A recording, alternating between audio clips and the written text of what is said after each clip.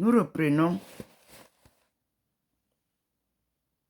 la vidéo et vous voyez comment cet endroit qui était complètement obscur au début est illuminé. Et vous avez Momelingi Thérèse, très illuminée aussi. Mais je vous dis que cette lumière que vous voyez n'est pas la lumière du soleil ou du jour ou de l'ampoule. Nous sommes face au Seigneur Tout-Puissant, Créateur du ciel et de la terre, qui se représente ici. C'est lui-même qui a fait cette représentation. En bas, le Père, au milieu, le Fils, et en haut, le Saint-Esprit. Et nous disons, merci Seigneur pour tes apparitions, tes leçons. Merci à Maman Marie. Voyez vous-même, la voici éclairée. Je vous l'ai montré tout à l'heure, noircie. Quand elle est éclairée là, elle est assise à côté de moi. Mais vous n'allez pas la voir comme un humain. Il faut comprendre que nous sommes dans la sphère divine, spirituelle.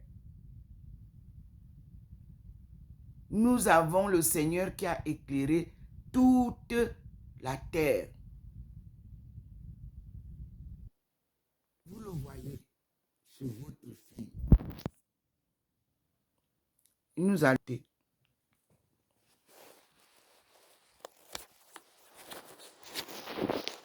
Au même endroit.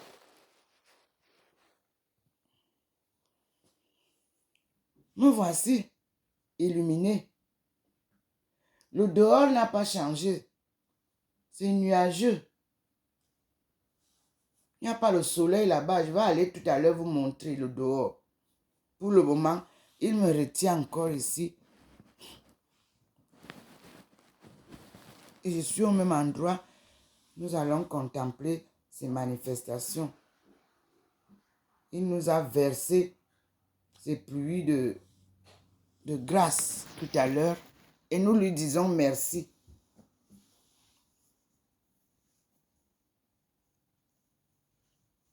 Gloire à Dieu. Gloire à Dieu. Parce que son pouvoir est suprême. Restez dans la vérité. Ne vous égarez plus. Reconnaissez vos erreurs et demandez pardon à Dieu. Peuple africain, je m'adresse d'abord à vous. Président des pays africains, je m'adresse à vous. Ministre et directeur généraux de l'Afrique, je m'adresse à vous. Louez Dieu. Convertissez-vous. Acceptez le changement divin, pas le changement humain. Je dis divin, c'est-à-dire que la conversion dont je vous ai parlé en Chine, pour ceux qui ne savent pas, c'est en 1995 que Dieu a demandé que je vous dise à vous tous, peuple africain, qu'il vous demande une conversion. Parce que si l'extérieur vient nous damer, vient nous exploiter, c'est parce qu'il y a complicité interne avec le colon. Le colon nous a dit dans les années 1960 que nous sommes désormais libres. Mais à l'intérieur, il a gardé un lien ombilical avec la colonisation. Et c'est vous, à l'intérieur, vous autres qui êtes complices, qui combattez vos présidents qui veulent essayer de lever la tête. Alors que ces présidents-là ont besoin de vous pour que ensemble le peuple dise non à la colonisation. Là, quand vous les jetez seuls en pâture, ils veulent essayer d'aller se défendre. on les tue. Parce que vous-même ici, peuple africain, vous êtes divisés. Il y a les traîtres, il y a les patriotes. Et les traîtres crient trop fort qu'ils sont patriotes, alors que ce sont eux qui sont traîtres. Reconnaissez-vous les traîtres de la liberté. Je vous dis que la souveraineté ne sera plus jamais récupérée.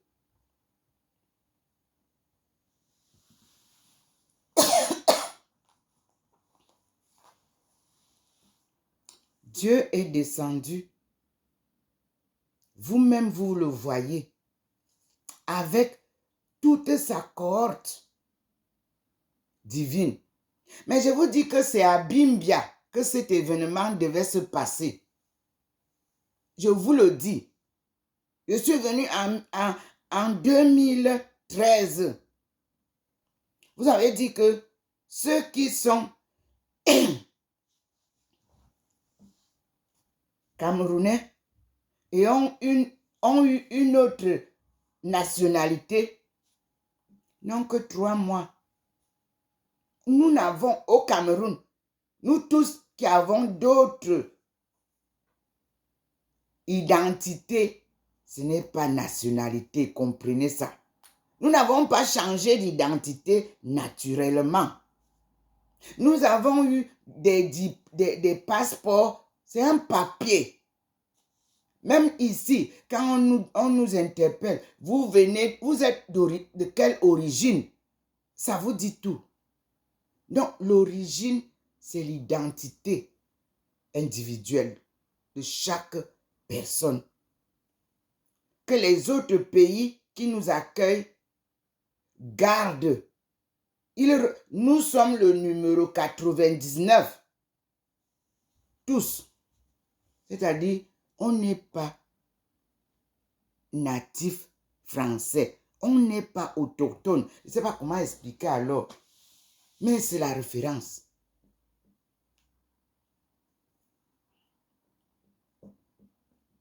Mais nous, au Cameroun, on n'a pas la double nationalité. Et dès qu'on veut faire ça, ceux qui bénéficient de tout ce qu'on leur donne, ils commencent à faire du bruit, disent pourquoi on ne nous donne pas la double nationalité, comme les autres l'ont. Tous les autres pays de la colonie ont gardé ce qui avait été fait par De Gaulle. C'est-à-dire, nous sommes français sans être français. Nous sommes anglais sans être anglais. Nous sommes américains sans être américains. Nous sommes japonais sans être japonaises. Nous sommes allemands sans être allemands. Nous venons tous d'Afrique. Nous sommes belges sans être belges. Nous sommes tous venus de l'Afrique. Ça veut dire que si les uns ont la double nationalité, cela doit s'appliquer sur toute l'étendue de l'Afrique subsaharienne. Pourquoi le Cameroun est bloqué? Moi, je suis ici. Je ne peux pas aller chez moi. Je ne peux pas accueillir mes enfants librement. Il faut des formalités. Est-ce que vous voyez les familles que vous brisez? Moi, je suis restée veuve. Vous me donnez la nationalité. Vous ne donnez pas la nationalité à mes enfants. Est-ce que vous comprenez ça? Est-ce que vous voyez ce que j'endure? Une famille brisée. Je ne suis pas venue ici parce que je venais suivre un homme. Non. J'ai fait une preuve scientifique. J'ai validé mon diplôme de doctorat d'État en allant trouver moi-même le corps de ma fille qui gisait, qui était là dans la glace des conteneurs où on a entassé 5016 corps qui sont morts au tsunami en Thaïlande. La France m'a honoré. Quelle joie j'avais. Mais cette joie-là, surtout, elle est même passée jusqu'au Quai d'Orsay. Quand on nous a accueillis, les familles des personnes qui ont perdu, les 95 Français qui sont morts au tsunami, j'étais parmi.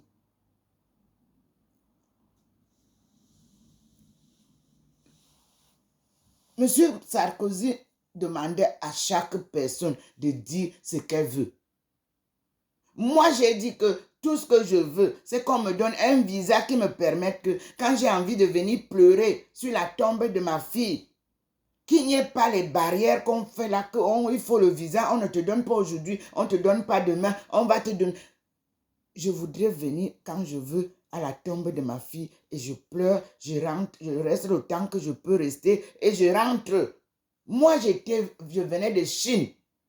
Mes frères et sœurs, j'étais à la dernière année de mon programme de doctorat.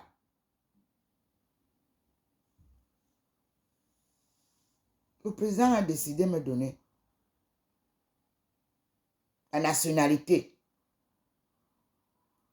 On appelle ça immigration choisie. N'est-ce pas? C'est la preuve de la reconnaissance de mes efforts. Non seulement d'études, mais vraiment, une mère, les larmes aux yeux, elle cherche son enfant mort. Vous ne pouvez pas vous imaginer. Et j'ai été couverte par la télévision française. Après les avoir vu les images que nos étudiants de Remington ont chuté sur moi quand ils m'ont rencontré. Ils ont dit, Lorche, what are you doing here? What happens? Mes étudiants étaient venus trouver leur professeur dans la merde. Si je ne me retenais pas, il y avait des gens qui marchaient en caleçon. Moi, j'ai pu garder ma tenue. Nos étudiants m'ont accompagné partout avec l'autorisation de leur directeur de mission. Qui, dès qu'ils ont envoyé, ils m'ont filmé, ils ont envoyé ça à Remington. Et on a su directement que ça ne va pas. Madame Ndomo est actuellement sur le site du tsunami. Mais je vous rappelle une chose, avant d'aller sur le site. La gendarmerie m'a ramené à Beijing pour me préparer pour aller en Thaïlande, pour faire le test ADN sur moi. Ça a été fait à Beijing d'abord, pour confirmer que le corps de ma fille là-bas correspond bien à mon ADN en tant que maman. Et j'ai demandé que je veux 9 jours. La neuvaine que vous entendez là, elle est née chez Ndomo Melingi Thérèse. Dans nos familles, quand quelqu'un meurt, on a une neuvaine. Chaque chose, la neuvaine, les prières de neuvaine là, ce n'est pas né dans les catholiques là-bas. C'est né chez nous, dans la tradition africaine. On a 9 jours de prière, de lamentation ou de remerciement. 9 jours là, c'est dans les écritures de nos aïeux. Et après 9 jours là, il fallait partir. Mais avant ça, quand je suis arrivée, paf, j'ai posé le pied à Beijing. Je suis allée directement à l'ambassade du Cameroun. En me considérant camerounaise. Mais vous savez, l'ambassadeur du Cameroun m'a chassé comme d'habitude. Il m'a dit, Ndomo, nous, on n'a rien ici à te donner. Il faut aller voir tes beaux-fils. Et puis, tu as déjà entendu un jour que les pipis d'une femme ont traversé le tronc d'arbre. Les gens ont cherché les techniciens, les scientifiques, tout le monde a cherché les experts Toi, tu dis que tu vas aller chercher. On n'a pas trouvé ta fille, on n'a pas trouvé ta fille. Tu vas aller chercher. Je vous dis que je ne sais pas comment répéter parce que quand un boulot te prend avec sa langue mielleuse pour te mettre dans un état de... Je ne sais pas, vous les connaissez là-bas.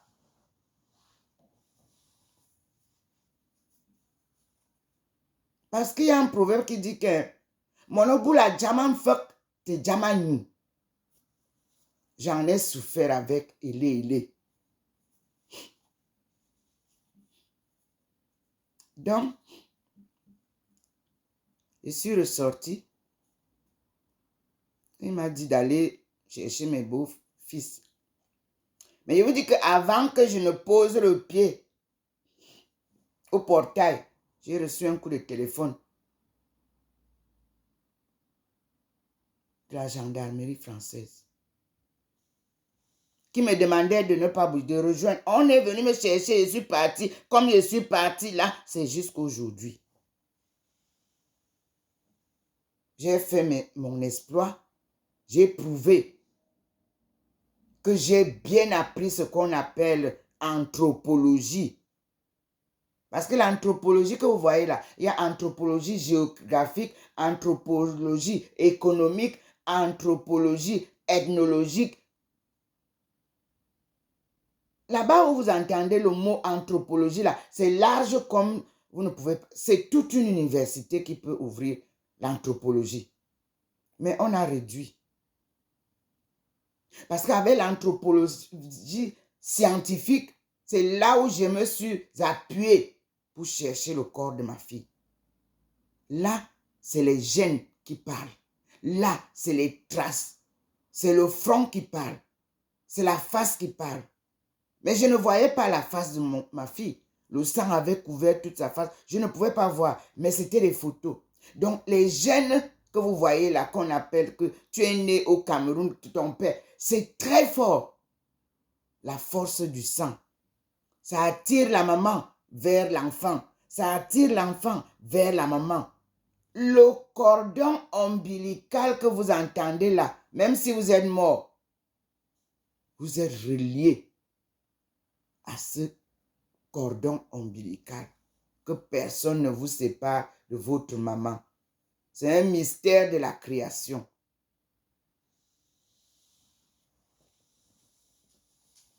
Voici maman qui est ici. C'est signe de cette relation maternelle. Ce que Dieu fait là, c'est Marie qu'elle amène ici, c'est la maman. Et moi qu'il a prise là, c'est moi aussi qui représente les femmes. Vous voyez pas ça? Dieu est vérité. Quand il m'a saisi le 10 août 1985, au Cameroun, je dis bien à Douala, à la cité des Palmiers, nous étions logés par l'État. La cité des Palmiers n'était pas une cité seulement de privés, non. Parce que chaque fois que l'État fait un investissement, il pense à ses fonctionnaires. Je ne sais pas si ça se passe comme ça aujourd'hui. Les fonctionnaires ont toujours été logés.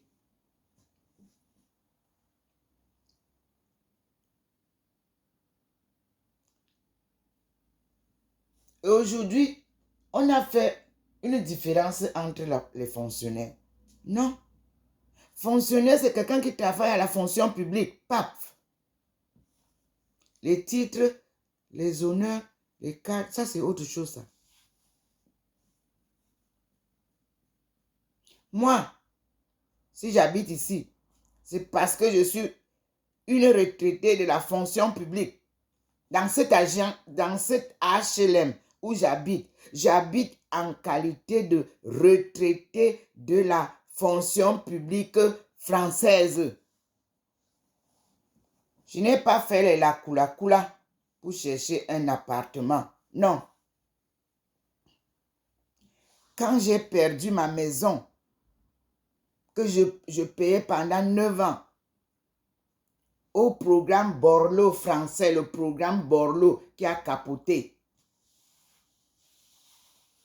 Et on a dit que nous devons rester comme des locataires éternels. J'ai dit que non. J'ai fait un sacrifice. Je partais enseigner en Guyane. Je payais un loyer en France. Parce que je n'étais pas guyanaise. Parce que vous ne comprenez même pas les situations d'identité là. Pourtant, j'ai retrouvé mes frères et sœurs là-bas. En Guyane là-bas. Les Bushinengue là-bas qui sont là-bas sont vos frères et sœurs de sang. Ils viennent d'Afrique. Je les ai retrouvés. J'étais bien là-bas. J'ai reçu un lot de terrain. Le chef m'a donné un lot pour que je m'installe et je termine mes jours là-bas. Vous pouvez vérifier là où j'enseignais. Parce qu'ils ont compris que j'ai enseigné à leurs enfants avec l'amour maternel et l'amour fraternel.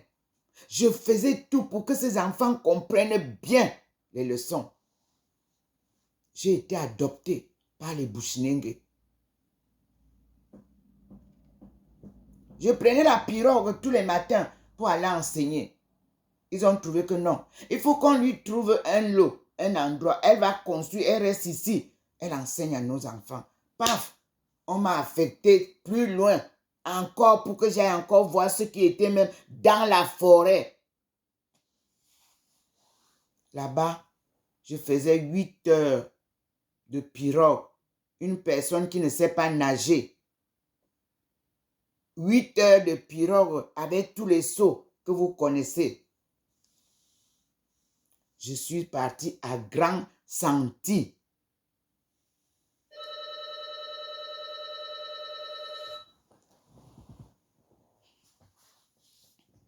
J'arrive parce que quelqu'un sonne.